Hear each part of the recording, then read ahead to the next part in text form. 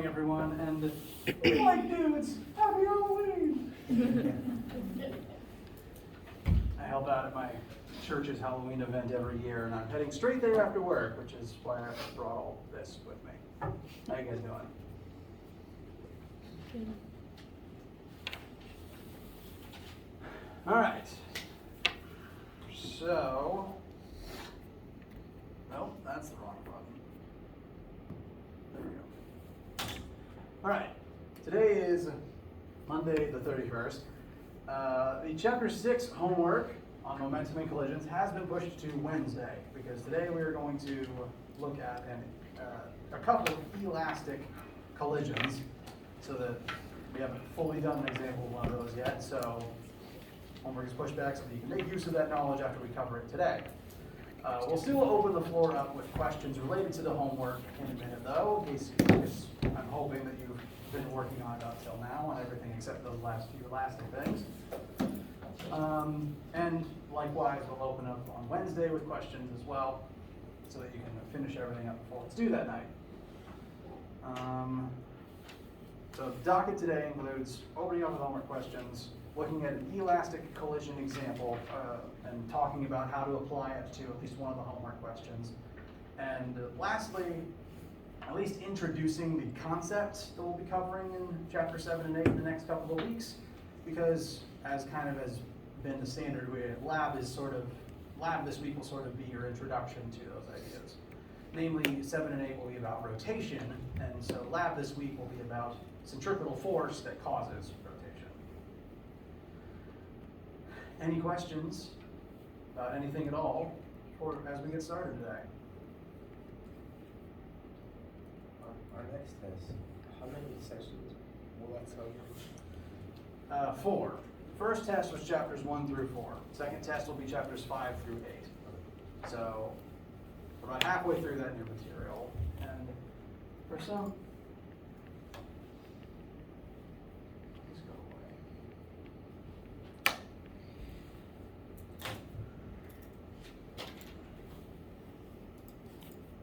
For some reason, this new computer doesn't load up the calendar on that page like I want it to.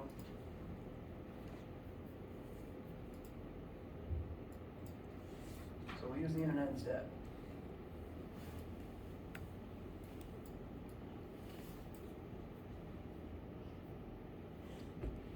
All right. So today is 31st. This week we are starting chapter 7. I anticipate 7 and 8 combined to take about 2 weeks because 7 and 8 are both about rotation. There's a surprising amount of science involved in making things spin. So this week will be mostly about 7, this week will be mostly about 8, and that would put our first test 2 on chapters 5 through 8 on either the week of the 14th through the 18th, if things go quickly, and if not, the week we get back from Thanksgiving break, which would be the 28th through December 2nd. So either way, it won't be the week of break? It won't be the week of break because 1, no lab that week to take the test in, and 2, I'm not anticipating being in this building at all that week because it's Thanksgiving and I have 8 million things going on that are out of state. So, small announcement, there won't be any class the week of Thanksgiving in this class. You can have the Monday off as far as I'm concerned. And no lab again because Wednesday and Thursday don't exist. Question? So if we were to take the exam the week before Thanksgiving, would that mean that after Thanksgiving we would be reviewing for the final, or would we be learning? We would learn one thing, which would only be reflected on the final. It obviously wouldn't be on the test that preceded it. Because I do want to talk about sound and waves before the semester ends. So ideally, we would talk a little bit about that in that last week and also review for the exam. Maybe have one lecture on sound and then a couple lectures dedicated to reviewing everything. Yeah, that would work best. I am wanting the test 2 to be the week before Thanksgiving because 1, I hate the idea of you guys having to study for it over break and then rush back and do it. 2, it means I can grade it over break, and 3, it gives us that week after to relax and study, basically, without having to squeeze a test in. So, chapter 7 and 8, again, it's all about rotation, so I'm just going to lump them together, basically. We're going to try to get through that relatively quickly and smoothly the next 2 weeks to be ready for a test 2 by November 14th.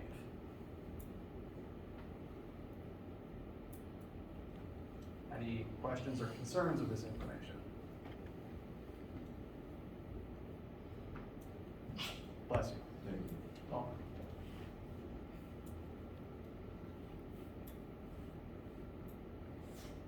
Okay.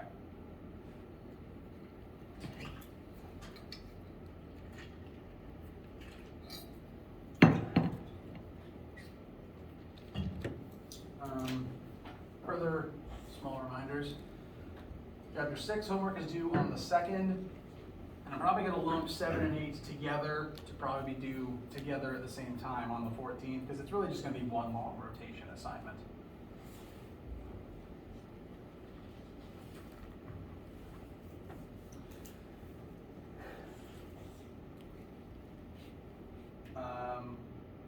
Homework. Hopefully you guys have been working away at it. We've covered everything on it, done examples related to everything on it, except the elastic questions, of which there's 1 or 2. So keeping in mind, number 7 is definitely an elastic collision. I remember that one from earlier today. Keeping in mind that if it's an elastic collision, we will cover it today. Any pressing homework related questions right now?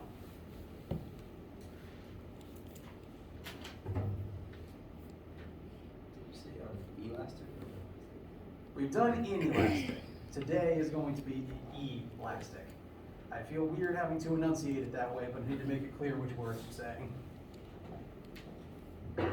Bless you. No issues with the homework right now? Okay. Well, while I've got it on the screen behind the calendar, I do want to, I'll talk about 7 in a minute, because it is one of the elastic ones, so we're gonna do an elastic collision, then I'm gonna compare it to this one to talk you through what one would need to do for it. But 2, I want to briefly look at number 4, because the concepts involved aren't difficult, but it is kind of asked in a weird way.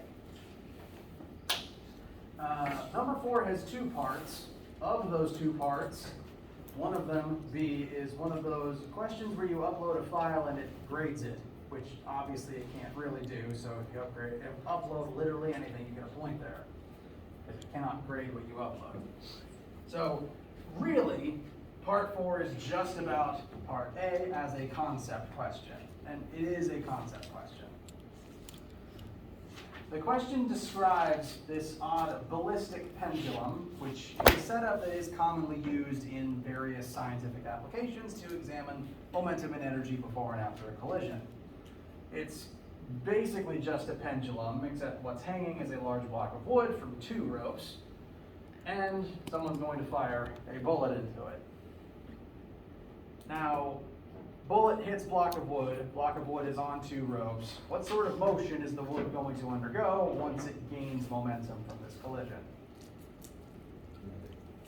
It's going to gain kinetic energy, it's going to gain momentum, true, and because it's tied to those ropes, it's going to kind of move like this. It's going to try to kind of move in a circular path until it runs out of energy. Or rather, until all of its KE turns into GPE. That's a better way to describe it. And what the question is asking, again for A, because A is the only actual part that you have to worry about, determine the ratio of momentum immediately after the collision to the momentum immediately before the collision. So what is the percentage of momentum that is conserved, what is the ratio of momentum that is conserved throughout this entire procedure? And it asks you to list them as a fraction, final momentum divided by initial momentum. Now, for any collision, doesn't matter what type, what's the relationship between final system momentum and initial system momentum?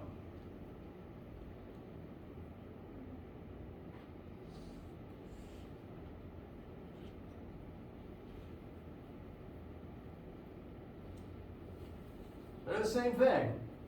Total momentum initial is total momentum final. It's the same number.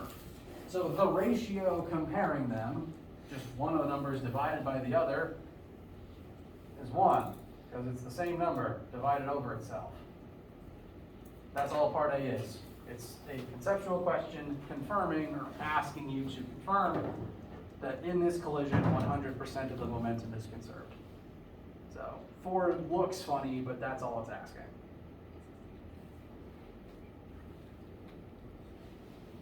Cool? Uncool?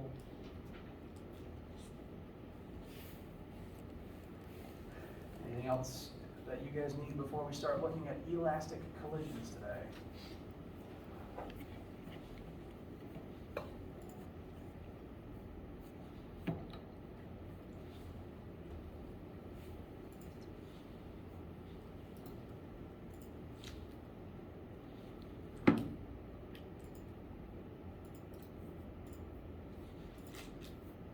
All right. Give me just 1 sec and then we'll get started with that. I made the mistake of leaving my email page up and seeing there's something I had to attend to.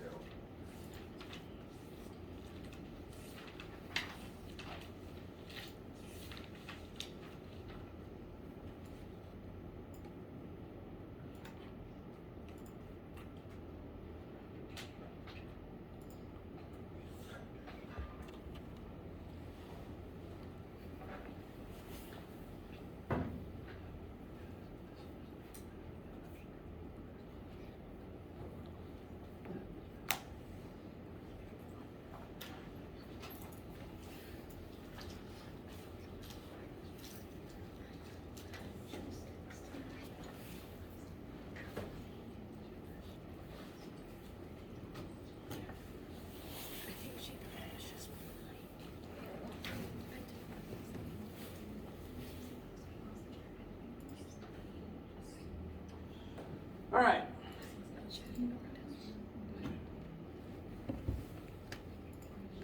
So, last time we introduced this question of a car and a truck, both automated so that there's no humans involved, to have a head-on collision, and we've been discussing the differences between what would happen if these cars collided inelastically, which is how real cars are designed to crash because it's safer, versus if they collided elastically, which is what we're going to examine now in order to mathematically prove why you don't want cars to crash elastically. Now, we worked it all the way through inelastically, and we found that the final velocity of both vehicles in the inelastic version, assuming they stick together, is negative 30 meters per second, negative being the direction the truck is driving in. So the car goes from positive 45 to negative 30, a delta V of negative 75. The truck goes from negative 45 to negative 30, a delta V of 15. The truck wins in this fight, and the car ends up a hood ornament. But it's only going to get worse when we switch to the elastic version, I promise. Now, remind me, what are the main differences between an inelastic collision and an elastic collision? Is it the final, they become one, but for elastic, they differ? Correct. So, inelastic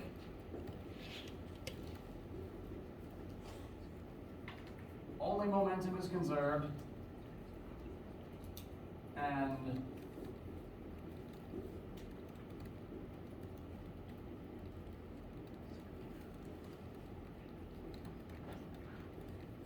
the objects tend to stick together with the same VF. This is not always the case.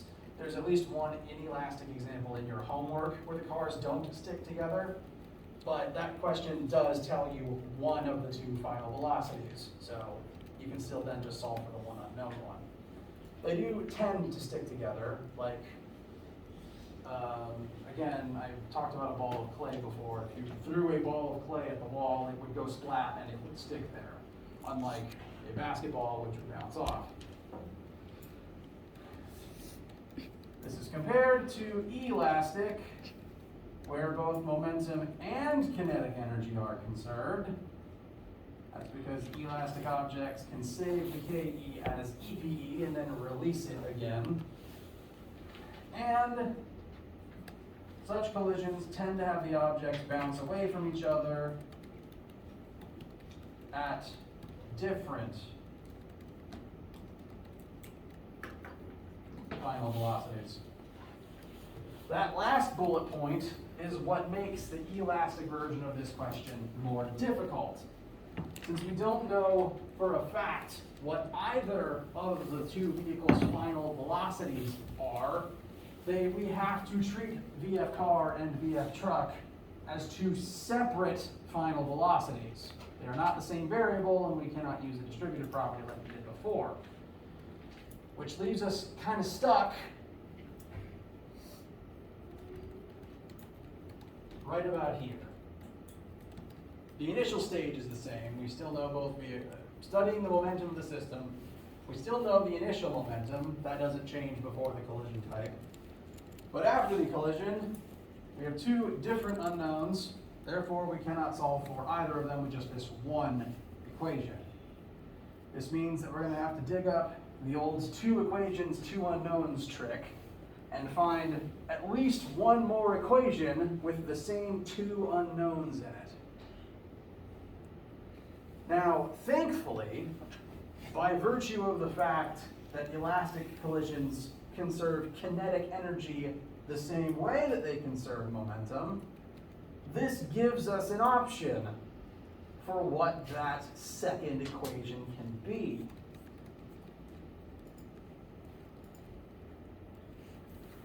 In an elastic collision, assuming it's perfectly elastic and 100% of the kinetic energy is conserved, then you can basically reuse the conservation of momentum formula, but use kinetic energy instead. It's only true for elastic collisions, and even in real life, most elastic collisions still lose some energy every single time something collides. This is why if you drop a basketball, it never rises back up to the exact same height. It still loses a little bit of energy each crash. But if you can assume that something is perfectly elastic, total kinetic energy initial will also equal total kinetic energy final, like how we've been doing with momentum. Which means KE initial of the car plus KE initial of the truck would also equal KE final of the car and KE final of the truck. Sorry. Those two added to each other. And you can fill in the same unknowns. Note that kinetic energy also uses mass and velocity, the same two unknowns that are in the momentum formula. So the same masses go in the same places, the same velocities go in the same places, and that would leave us with the same two unknowns, the two final velocities of each object. And so, this gives us a second starting position, a second equation with the same two unknowns in it that we can pick from, which would allow us to solve this for one of the unknowns and plug it back into the first one.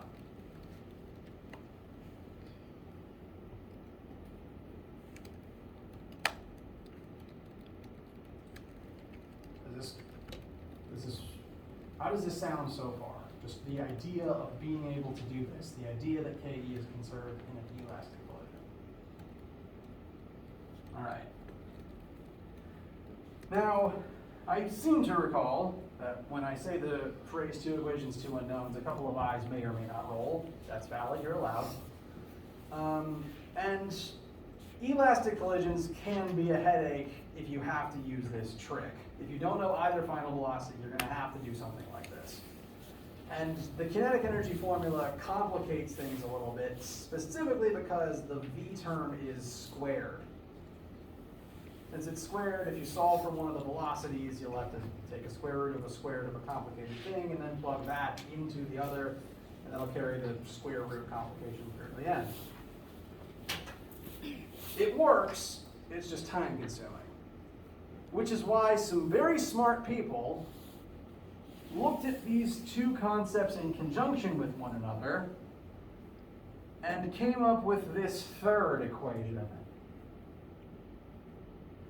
This last thing on this slide here is a third starting point that describes the initial and final velocities of two objects involved just with one another in a one-dimensional collision. It specifically has to only be two objects in a 1D collision, 1D elastic collision, and frankly that's the only type we've been examining is one-dimensional, just things moving towards each other and then moving away from each other in the same axis, just backwards and forwards.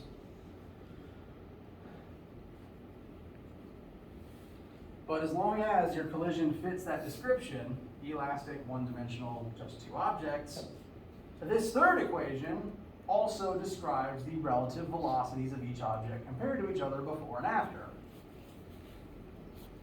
So we actually have three equations and two unknowns. This means you get to pick two of them in order to combine together. The first is, again, examining the momentum of the system. The second is examining the kinetic energy of the system. And the third is directly comparing the velocities to each other in a one-dimensional two-object elastic collision. So three equations, two unknowns, means you just get to pick two and combine any two of them to help get your answers. And my advice to you is, if you don't have to use the kinetic energy one, don't, because that squared makes life harder. I like, if I have to pick two of these three, I prefer to combine the third one with momentum. There's no squareds, it's just multiplication and addition. It tends to simplify things.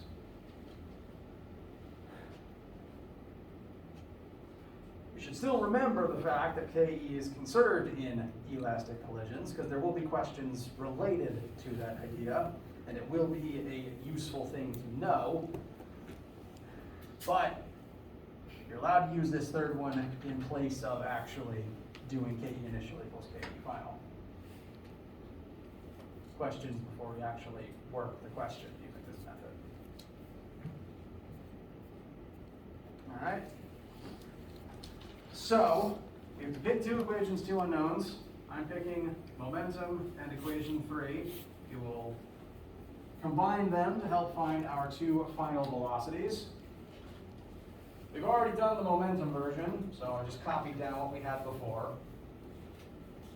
As for this third equation, note that it is written in a specific order. It's initial velocity of object 1 minus initial velocity of object 2 equals final velocity of object 2 minus final velocity of object 1. It does have to be written in this specific order. And with the minuses where they are. If you don't copy it exactly, it doesn't work. So make sure you have all the subscripts written exactly as they're on the board in your notes. If we consider the car to be object 1 and the truck to be object 2, that would give us 40 minus velocity of the truck was, it's 45 minus negative 45, because they are moving in opposite directions, equals velocity truck final minus velocity car final.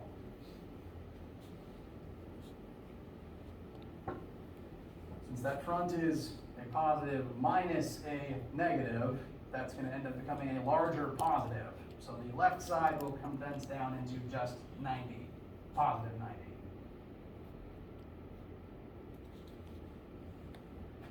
And I'm going to choose to take the negative term on the right, add it over to the left, so that everything in my equation is positive. So that should leave positive 90 plus V car F equals V truck F. I know I switched the order of final initial and the object. I apologize for that inconsistency, but as long as you write both, it doesn't quite matter which order.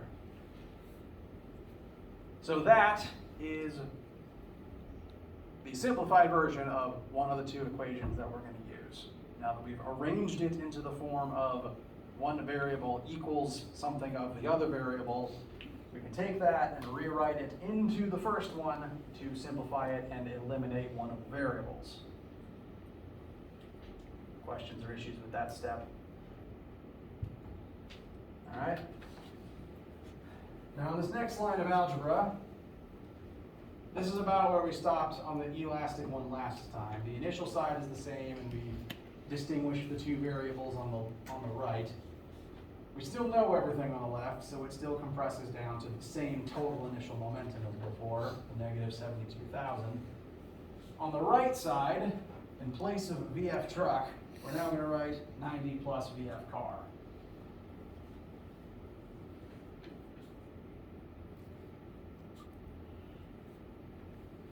And even though these are going to create some very large numbers, there's now only one unknown left, and we can start solving and distributing.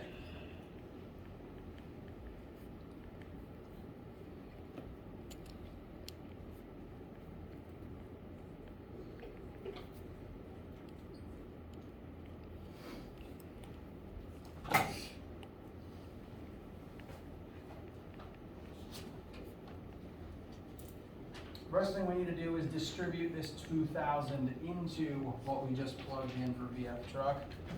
So 2,000 times 90 is 180,000. 2,000 times VF car is just going to be 2,000 VF car.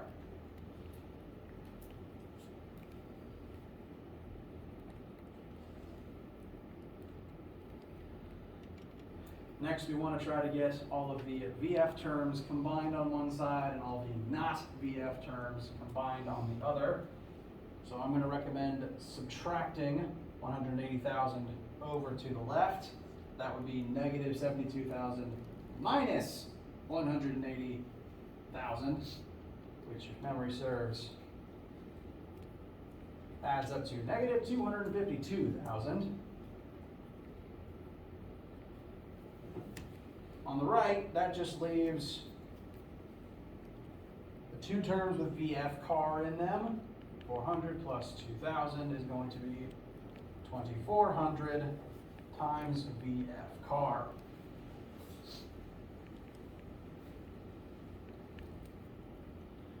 One last step would be dividing both sides by 2,400. Did I say 24,000 before? It is 2,400. Say it like that.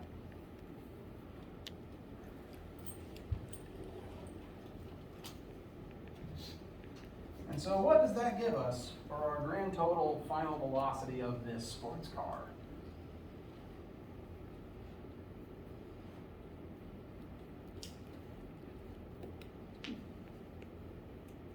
Negative 105. Negative 105. Does anyone disagree?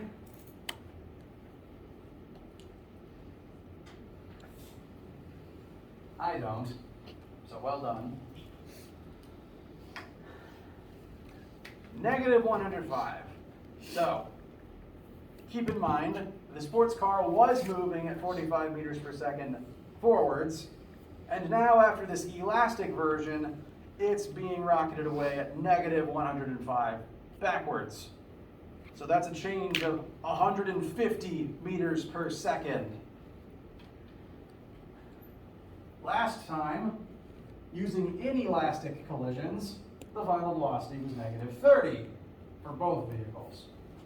So the first, doing it that first way, the truck went from positive 40 to negative, positive 45 to negative 30. That's a change of negative 75. Here, it's a change of negative 150. So the car doubly lost here. It literally has twice as much change in velocity, and so it's likely subject to twice as much force. So if it was a pancake before, it's now both a pancake and a cannonball at the same time. Blasted away at almost a third the speed of sound. is why car bumpers are not made of rubber and springs.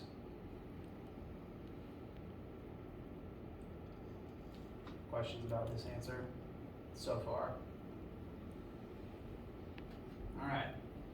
Now that we have VF car, we can plug it into our other equation to solve for VF truck. And that should come out to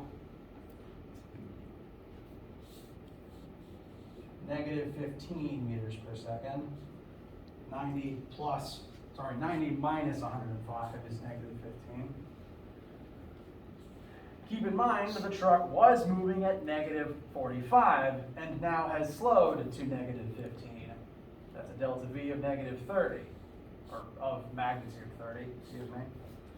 Whereas before it went from negative 35 to negative 30 and only slowed down by 15. So even the truck has twice the delta V and is subject to twice as much force in this exchange compared to the inelastic one. The truck still wins, but it loses more than it originally did.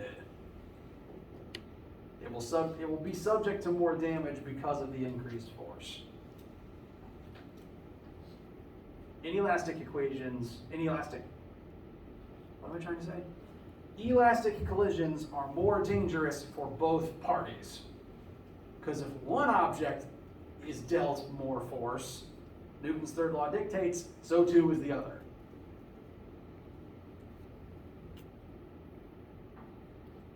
Questions, comments, concerns?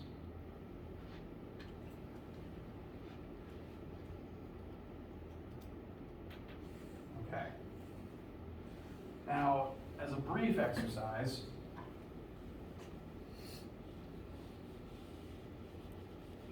I want to actually kind of show what happened to the total system energy levels by actually briefly utilizing that conservation of kinetic energy formula to show what happens to the energy in both versions.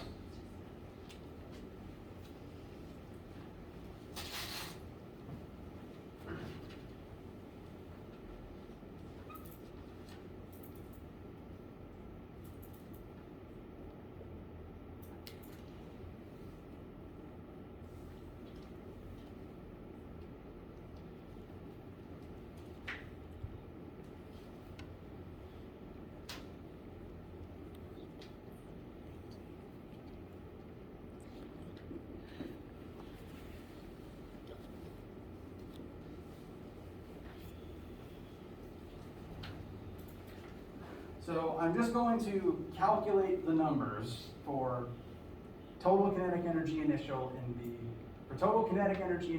both versions, compared to the kinetic energy final in both versions. First, the elastic version. 0.5 times 400 times 45 squared plus 0.5 times 2000 times negative 45 squared. Note though that negative vanishes because you're squaring it. This means that for both versions actually, the initial kinetic energy in the system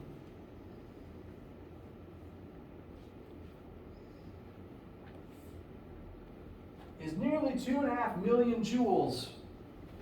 Takes a lot of energy to make vehicle go fast. And 45 meters per second is very fast. So that's the initial. That's the same for both types. Now, if we plug in the final elastic energy, the final velocities for the elastic version, that would be negative 105 here and negative 15 here.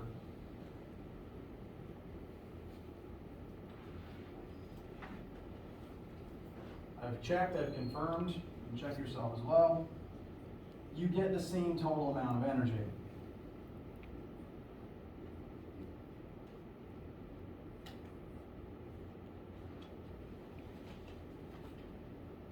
I found this using the two final velocities we found, the 105 and the negative 105 and the negative 15.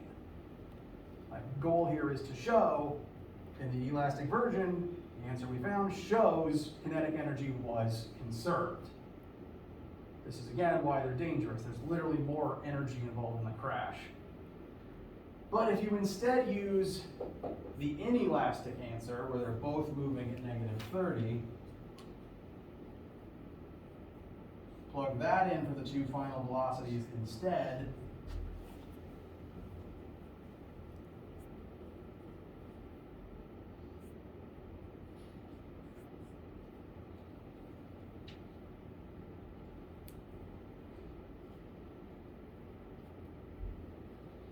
you get a total final energy level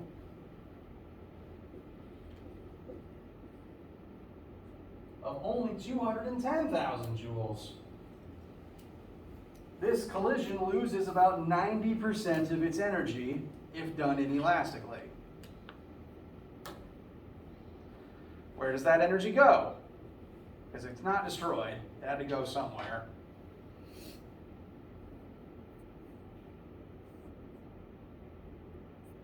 First guess, first word that comes to mind for energy being lost and wasted.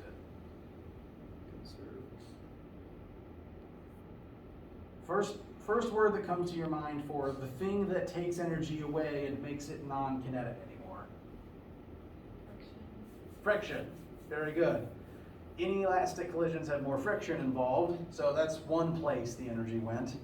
It also went into creating sound in the air, because if you'll notice, car crashes tend to be loud, and they're loud partially because they're inelastic.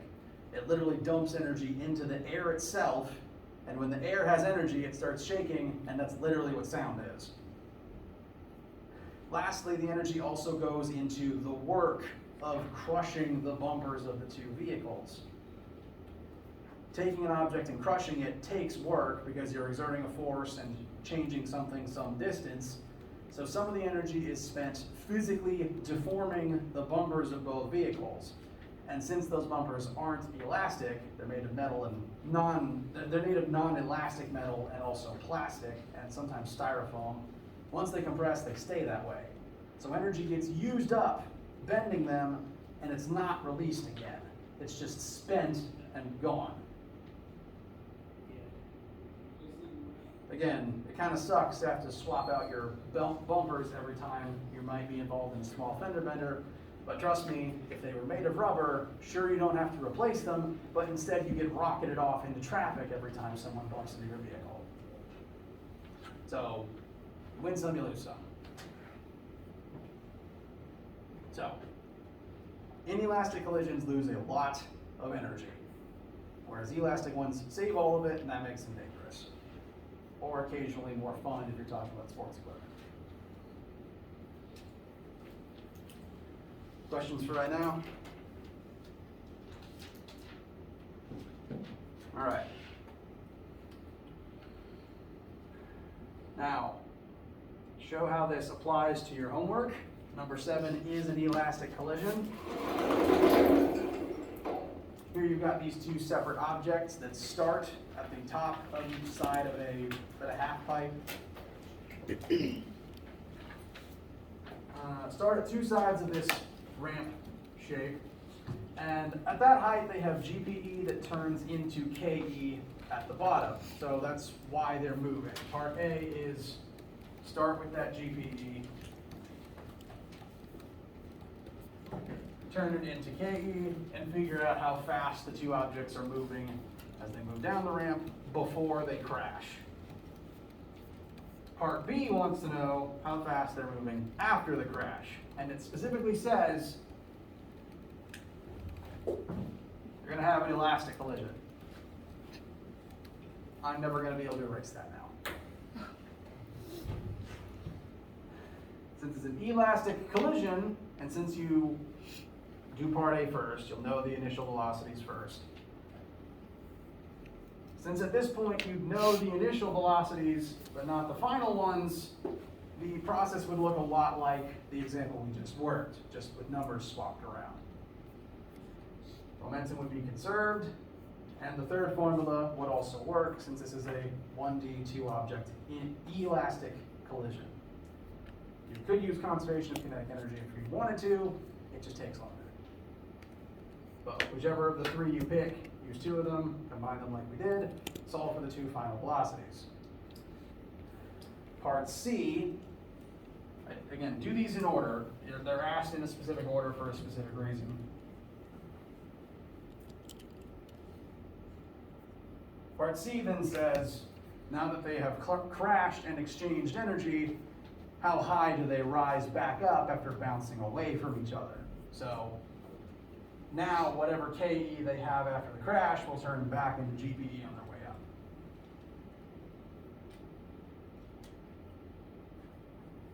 Does that help with this one?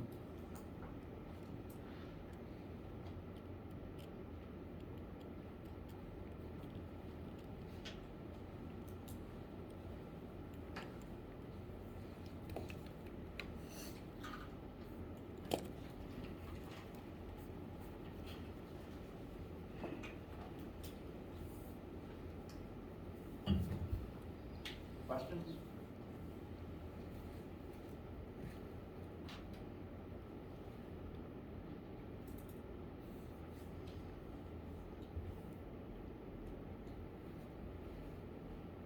All right. We're about out of time for today, so we'll start winding down now. I do want to at least introduce what we'll be talking about next and in lab this week. Bless you. So, again, this is just an introduction. I'm not going to start a whole new example.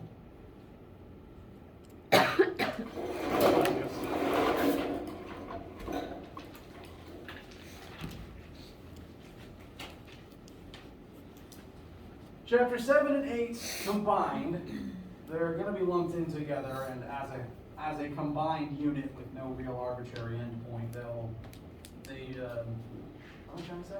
They'll feed directly into each other. It's really just going to be one big thing for the next couple of weeks. Will be about rotation, and there is a surprising amount of math involved in the act of making something spin. So, spinning is weird. I'm going to say spinning is weird, but we'll talk about the perspectives needed for that next time. What I want to introduce today, at least, or rather remind you of today, is the idea of centripetal acceleration and centripetal force.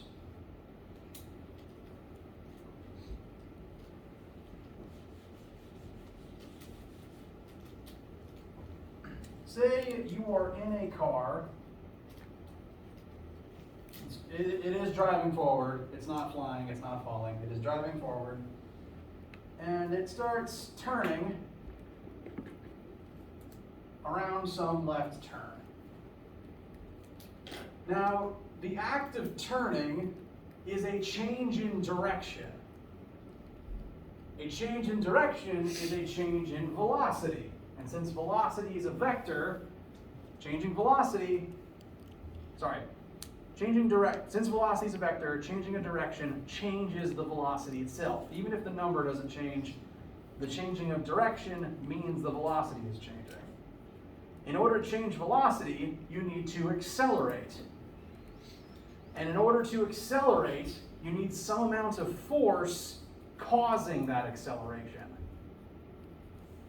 This means every time you're in a vehicle that turns, there's some force making you turn. If that force wasn't there, you just wouldn't turn. Nature would have you keep moving in a straight line. But in order to turn the vehicle, the driver has to physically turn the wheel. That changes the angle of the tires, and that changes the direction that all the forces are applied on the vehicle, causing those forces to point towards the center of this circle. And that's what causes the turning.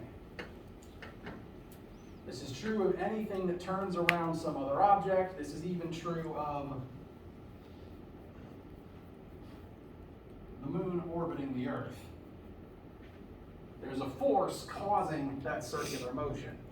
The acceleration involved, the changing of direction, is called centripetal acceleration, and the force involved is centripetal force.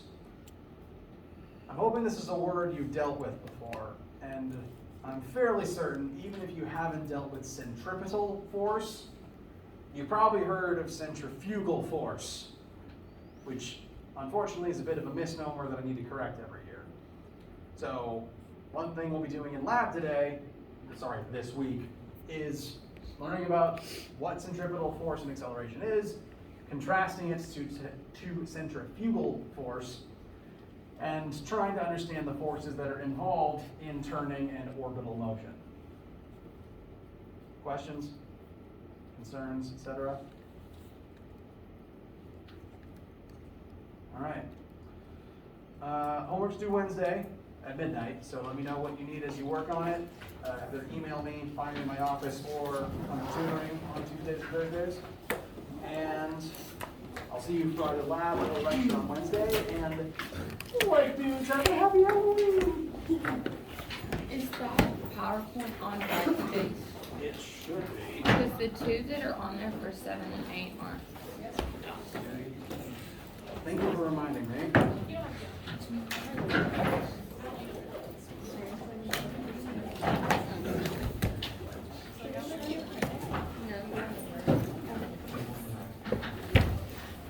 Are you going to sentence? What? Are you going to sentence? Finally done.